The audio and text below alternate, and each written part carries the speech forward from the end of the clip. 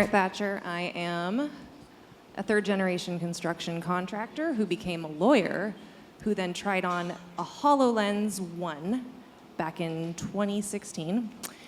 And I quit law within the year. I said spatial computing is it for me. Let me get this on a full view. So, hi. My company, Argyle, does site visualization in augmented reality. And today we're working with just the BIM, but tomorrow we're hoping to bring in all kinds of the data. So here's the problem. I'm really happy that we are all talking about the problems. So there are everyday errors that happen on site that can be solved with visualization by seeing the BIM as an overlay on the real world. So here's a little example. We have a medium plumbing contractor on a very big job, and when he finds that electrical is installed in his path of work, the guys he deployed that day literally can't do their job. So he has to find something else for them to do, losing half a day of work. Then there's the cost of the rework itself. That's another $3,000. And then all the indirect costs. Maybe you have to re-engineer all of that. These are small, very small, relatively, F-ups or discrepancies that happen on sites every single day. And it happens because of handoff. We have this robust 3D model. It's getting condensed down into the legal documents, the plans, and they're human error prone. That's all something you're familiar with. So this is Argyle. We help construction go faster with fewer screw-ups in AR. We take existing BIM models, convert them into a small AR-ready format. You have all your trades models there and the different components that you can click on and off. As you walk the site, the model loads around you. So we're able to bring in very large files and walk very large spaces. But that's not how it always was. And I'm sure if you've used AR in the past, you're probably thinking like, okay, well, we've got huge data sets. Oh, I can't really walk because it's going to occlude my vision. And then our environment is changing every single day. So how do you keep something aligned? And a lot of times there's no Wi-Fi. So we have created an extension called GLTF BIM. It takes the building information model and it compresses it. So most of the files that are actually on the headset are just a few megabytes. And from there, you're able to preserve all of that beautiful BIM data. Here's the things we like about it. Obviously, because it's super small, we can have the whole model on the headset without having to tile it. We can have multiple models on headsets. My headset's just full. We like GLTF because it's human readable, it's an open format, and all we did is put BIM on top of that. So this, I'm hoping other people, other companies can start adopting that, because right now mine works with Revit and Navis, but I want SolidWorks in there too, and my team's just too small to do that by ourselves, so we hope other companies are gonna adopt this standard. Another problem was vision occlusion. So we really wanted to walk the site. For spatial computing to be spatial computing, to me, it meant like really moving. And the traditional methods of rendering actually block your vision. Also, when you're trying to do a quality assurance task to compare whether something is there versus the plan, we found early on that we were checking embeds and we couldn't actually see underneath the hologram to confirm whether the embed was there. So we're doing like this. And so we just came up with our own rendering technology. We call it edge rendering.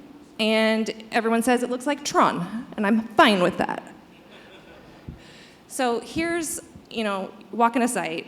Everyone's gonna hate this. I put this on TikTok and people went wild that I was jumping over these trenches in my headset. But all this to say, you do need to see on site and you can still get a lot of data. The big thing that we're really proud of is our site alignment. We created resilient, interdependent spatial alignment. So if you're used to other ways of aligning, it's like a QR code or a marker, we decided that it's not gonna work for the construction site for a variety of reasons, but the main one is setup is such a pain in the butt that you don't get that everyday use to catch those everyday errors. So Ryza pulls whatever anchors are nearest to you in a wide environment so that you can actually proceed. And it finds itself. So in this example, he's covering up his sensors, and it's clicking into place once it gets just enough information. It's not looking for a QR code or a marker. It's looking for recognition. So here's how our app works. You send the BIM, you align the BIM, and then you use this product on site. I wanted to show you a little example. I was gonna do like a real live demo, a big Tim Cook Apple thing, but instead I did a little recording yesterday, so let's try to get that open. This is here. Oops. Well, okay. I worried that might happen. So this is my backup. Oh no, there it is. Okay. So you might recognize these beautiful doors. Matt actually scanned this entire venue, had it converted into a BIM model, and then before I came, I was like, hey, Matt, can I have the model? And he gave it to me. So this is what it looks like when you open Argyle. And I placed myself somewhat close to where I thought the door was. The little table, that's your mini map. Because we're working with whole models or very, very large sections of building, we have a map so that you can dynamically move yourself wherever. When you show up on site, you don't have to know where you're gonna be. And I'm gonna show setting up an anchor for the first time. This is actually being run on a Magic Leap 2 in this example. Yes, we love a Magic Leap. It was partially Magic Leap's fault that I'm in this situation. It was that damn whale coming out of the cafeteria or whatever it was. Okay, so I'm setting an anchor. I think I start flubbing it up a little bit because I'm not as used to the Magic Leap controls, but we get there. So you can set an anchor anywhere, and you're telling it, hey, this part of my BIM is associated with this part of my building. And I really liked this door. It gave me a lot of detail to do a really precise alignment. And I decided that I'm going to use the corner right there between those two windows. You attach it. This makes the hologram movable, so you can actually like drag the building along with yourself until you can put it in the right spot. And then I finesse it. I like to check it from a few different angles because it is 3D, and then I save it. And I get an error because I'm only in alpha on Magic Leap as it was released a couple weeks ago. But this was fun. So this is some structure that was left over in the model that is not there, it's not in real life anymore, but it's this artifact, and you can see the paint. I thought that was really fun. You just catch stuff like that every day when you're in AR. Okay. Another thing we've got it on is iOS. And this was unfortunately the fastest way for me to share this video. So here we go in LinkedIn. So this is the same building, same venue. You're here, you get it. On an Apple device, on a tablet, you don't really get that same sense of immersion, but you're still able to do some QA tasks in it, which was my goal for this use case. So you can start seeing it loading as I walk. And then I get here and I find that I've got some drift. So I can correct that on the fly. And in this video, I'll pull up an anchor and I'll show you how I do that. So I open up my settings tab, open up alignment. I put my anchor in place, and it looks like me doing this on a tablet and really moving through space like this because it's just a window to the world. I attach the anchor just like I did at the door, and I finesse it into place. Good enough for government work, as my dad said. And then we take a little walk.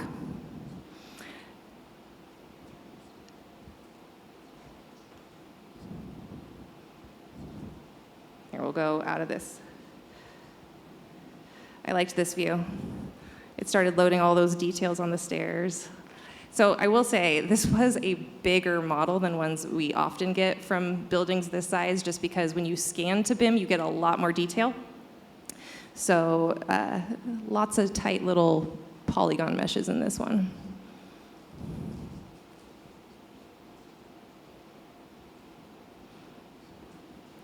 And it wouldn't be enough if I could just walk the site. I actually can click on any of these elements and pull up their metadata as well. So that's enough of that one. Back to this guy. Video demos, you got those. So we are BIM to AR, but that's not where we want to stay forever. Our true capability is in creating this interaction between a real site and a digital representation of that site. So some things that are coming up for us are small projects. Prior to this year with iOS, every project I had was huge and an NDA. But now I'm finding that this is so easy. I have a little 80% design build firm using it. It's amazing. They love it. I thought it would be something that was relegated only to big projects for years to come, and that's just not the case. This is impacting the majority of construction that is small construction. So this is O'Brien. They do wineries and custom build homes, and they're using Argyle with their owners and with folks on site to get buy off. We're also able to do remote site walks in Argyle. So we have integrated with a tool called Imagian. They're a video conferencing software for augmented reality. And what this is allowing us to do is to make real-time changes to the BIM model that then show up for the other person on site. We're also able to do checklists in AR, and this is a newer feature that we've added. So as you walk a space, and for example, pre-pour, you want to make sure all of the embeds have been put in the correct locations and that they are all, in fact, there. You can do that by highlighting those embeds in Revit, click Export Checklist, and those show up as spatial holograms that you can then physically inspect. Then the unique Revit element ID is then passed back. So you can say, this piece failed, not this piece. Now, this is my roadmap. If Josh is here, I know he's talking about that DPR investment arm. So, checklist is an alpha, but I want spatial project management to be a thing. There's so much of our project that gets managed on your feet and on site that's really lost the second you turn your head and somebody else comes to you with a new problem. So our proposal and solution to this is take those things that happen in the field and make them available to be entered into your spatial computer. So we have coming up punch list, RFIs, issues. Oh, we didn't bleep that, sorry. And issue completion. We talked a little bit about passive scan. This is not a picture I took. I grabbed this from the internet earlier today, but I thought it was a really good example of what the device is doing in the background all the time. And I want to make, right now this is not available to the users unless they know how to use a device portal. So I don't think this is really actively being used. But as the quality of headsets improves over the next 10, 20 years, I don't know, maybe passive scan is really going to happen and we're going to get some quality. Okay, I have said much, and we are catching up on time. So I'll just leave you with my favorite Tim Cook quote. It says, AR is going to take a while because there's some really hard technology challenges. And we tackled those head on, so we know. But it will happen, and it will happen in a big way, and we will wonder when it does how we ever lived without it. I really do see that spatial computing is the way that we are going to interact with our data in the future, and indeed, it's how we're interacting with our data.